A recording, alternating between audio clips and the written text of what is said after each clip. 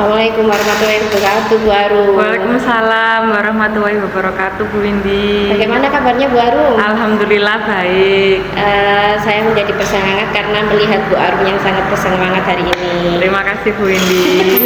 Nah, Bu Arum, saya akan menjelaskan terlebih dahulu mengenai kegiatan coaching nantinya yang akan saya lakukan di kelasnya Bu Arum.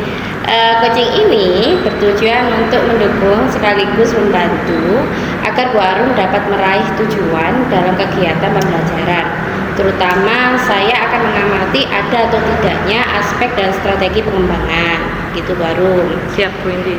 Jadi nanti akan ada 3 tahapan yang terdiri dari pra-observasi, observasi, dan pasca observasi. Nah, sekarang kita berada di tahap pra-observasi. Yang mana pra-observasi ini bertujuan untuk membangun kemitraan antara saya sebagai supervisor dan Bu Arum dalam mengembangkan kompetensi diri dari Bu Arum. Tentu saja di sini saya akan mengajukan beberapa pertanyaan kepada Bu Arum. Apakah penjelasan dari saya sudah jelas, Bu Arum? Jelas sekali, Bu Windy. Baik, sekarang kita masuk ke sesi tanya jawab ya, Bu Arum. Siap. Untuk kegiatan observasi nanti, Bu Arum akan mengajar di kelas apa? Insya Allah akan mengajar di kelas 11. Nantinya sepertinya di kelas 11-10, Bu Windy. Oke, 11-10. Iya. Tujuan pembelajaran apa yang akan Bu Arum ambil dalam kegiatan observasi nanti, Bu Arum? Jadi tujuan pembelajarannya yaitu menganalisis sistem ekskresi pada manusia. Jadi ada 4 kan, Bu Windy. Sistem ekskresi pada manusia itu ada organ kulit yang menghasilkan keringat, kemudian ada ginjal yang menghasilkan urin, hati yang menghasilkan empedu, dan juga paru-paru yang menghasilkan karbon dioksida dan juga uap air. Nah, nantinya itu anak-anak akan saya bagi ke kelompok sehingga mereka akan membahas bahasan yang berbeda seperti itu. Oh, siap-siap. Oke. Untuk tujuan pembelajaran misi, area pengembangan apa saja yang hendak Bu Arum capai dalam kegiatan pembelajaran nanti? Ini area pengembangan yang dimaksud seperti apa, Bu Windy? Area pengembangan dari segi anak-anak, mungkin pengembangannya di bagian apa atau mungkin yang lainnya. Oke, baik, cerita sedikit ya, Bu Windy. Jadi di kelas saya 11-10 ini anaknya itu kebetulan 80% tuh slow learner, Bu Windy. Jadi sebelumnya saya observasi di kelas tersebut, ketika diberi tugas yang sama itu mereka cenderung tidak mengumpulkan di waktu yang telah ditentukan. Jadi sebagian besar itu sering terlambat mengumpulkan. Akhirnya saya buat pembelajaran berdiferensiasi. Nah, beberapa waktu yang lalu ternyata pembelajaran berdiferensiasi itu cocok untuk mereka. Jadi saya sesuaikan pembelajarannya sesuai dengan karakteristik dan minat mereka dan juga gaya belajar. Ternyata jalan seperti itu. Nah, nantinya di kelas semester 2 nanti saya akan tetap melakukan pembelajaran berdiferensiasi. Jadinya agar mereka itu lebih paham apa yang mereka pelajari seperti itu. Bagus, Bu Arum. Luar biasa, Bu Arum ya, sepak terjangnya. Untuk mencapai yang tadi, Bu Arum akan menggunakan metode atau model pembelajaran apa? Untuk model pembelajarannya saya memakai PBL, Problem Based Learning. Biasanya saya memakai artikel ilmiah, Bu Windy. Kemudian anak-anak sendiri yang menentukan permasalahannya seperti itu. Namun saya akan tetap memilih pertanyaan sesuai dengan tujuan pembelajaran agar tidak keluar ya dari area itu. Iya, benar. Bisa jelaskan Bu Arum apa alasan Bu Arum memilih metode atau model tersebut? Nah, yang pertama, pembelajaran PBL ini berpusat pada siswa seperti itu. ketika siswa belajar sendiri, kemudian guru sebagai fasilitator, saya berharap mereka itu dapat banyak seperti itu Bu Windy. Nah, kemudian PBL ini saya jadikan pembelajaran berdiferensiasi tadi. Ada 3 nantinya yang saya pakai, yaitu yang pertama pembelajaran berdiferensiasi konten. Tadi saya sudah cerita sedikit sama Bu Windy. Ada kelompok yang hanya membahas ginjal, ada yang membahas hati, paru-paru, dan juga kulit. Kemudian untuk prosesnya juga macam-macam. Jadi yang kinestetik saya arahkan ke praktikum atau pengamatan. Kemudian yang audiovisual saya arahkan untuk belajar melalui video, sedangkan yang visual mungkin mereka bisa belajar dari artikel atau dari buku seperti itu. Jadi kemudian mereka setelahnya akan menghasilkan berbagai macam produk. Mungkin ada yang membuat mind map, video, kemudian infografis atau poster seperti itu. Oke. Berarti alat dan bahan tadi ada video ya Bu Arum ya? Ada apa tadi, artikel. Kemudian yang praktikum pastinya nanti yang praktikum cuma 1 ya Bu Windy, membahas tentang kandungan pada urin. Jadi alat-alat yang dibutuhkan bahannya jelas ada urin, kemudian ada larutan-larutan seperti itu. Berarti nanti kegiatannya ada di lab ya Bu Arum? Benar.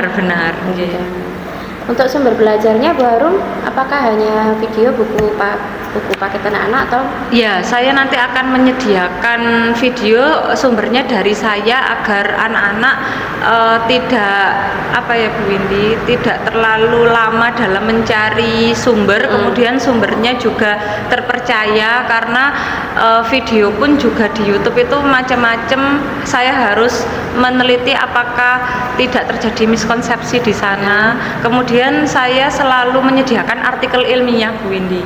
Saya ajarkan mereka untuk menganalisis artikel ilmiah sejak dini agar nanti pas kuliah itu mereka mudah seperti itu. Untuk persiapan tertulis apa saja ya Bu Arum?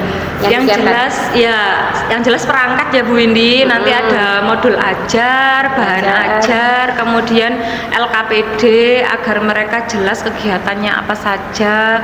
Kemudian ada penilaian seperti itu. Oke. Persiapan dari Bu Arum sangat matang ya, sangat matang. Dan untuk tahapan pembelajaran juga Bu Arum sudah menceritakan secara detail tadi, terutama untuk pembelajaran berdiferensiasi. Berarti Bu Arum tadi ngambil konten, proses dan produk. Untuk bisa sedikit ceritakan Bu Arum, untuk produk kan mungkin bermacam-macam ya Bu Arum. Bagaimana cara Bu Arum menilai produk itu? Jadi nanti walaupun produknya berbeda-beda, penilaiannya saya jadikan 1 Bu Windy. Jadi yang pertama aspek yang jelas saya nilai adalah konten.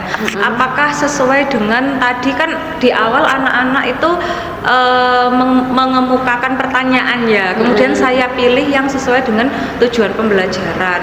Nah, kemudian pertanyaan itu akan dijawab melalui produk ini seperti itu. Nah, nantinya saya nilai apakah isi dari konten di produk-produk yang berbeda ini sudah sesuai dengan pertanyaan yang awal tadi seperti itu. Kemudian yang kedua jelas kreativitas mereka. Nah, kadang itu anak yang belajar menggunakan menghasilkan video itu mereka membaca teksnya Bu Windy. Jadi menurut saya kadang mereka itu kurang untuk mengeksplor. Jadi mereka buat video tapi sambil baca teks. Beda dengan yang lain seperti infografis, poster atau mind map. Ketika mereka maju ke depan untuk mempresentasikan, mereka saya suruh untuk tidak membawa apapun, termasuk kadang mereka membawa catatan kecil, itu mereka saya suruh untuk tidak membawa itu, sehingga yang selain video itu mereka lebih matang Bu Windy. Jadi lebih mengena ya Bu. Yang video kebanyakan melihat teks, saya tahu itu. Karena pas waktu presentasi mungkin pikirannya anak ya sudah ditampilkan aja. Benar nggih. Dalam pembelajaran pasti dihadapkan tantangan seperti tadi Bu Arum ceritakan terkait dengan slow learner ya. Bu Arum akhirnya memilih untuk menggunakan pembelajaran berdiferensiasi. Nah, kira-kira menurut Bu Arum pada materi ini apa yang dianggap sulit oleh peserta didik kira-kira?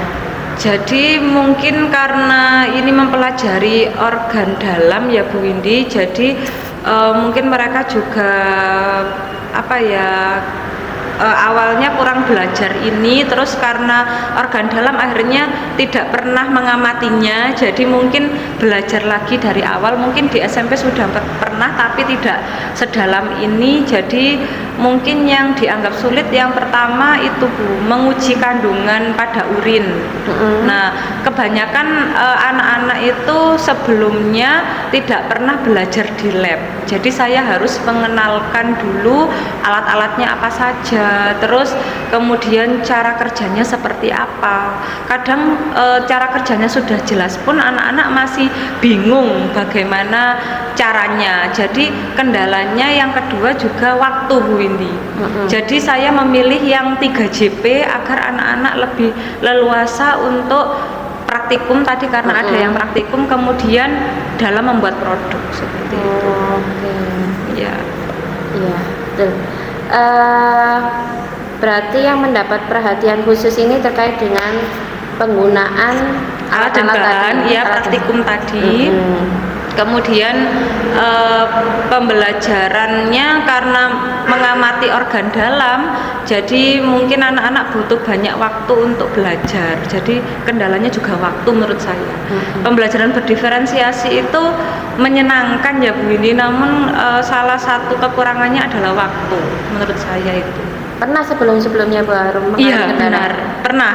Jadi saya sampai mengambil waktu pembelajaran Bapak Ibu guru yang lain karena waktunya kurang seperti itu. Itu. Nggih.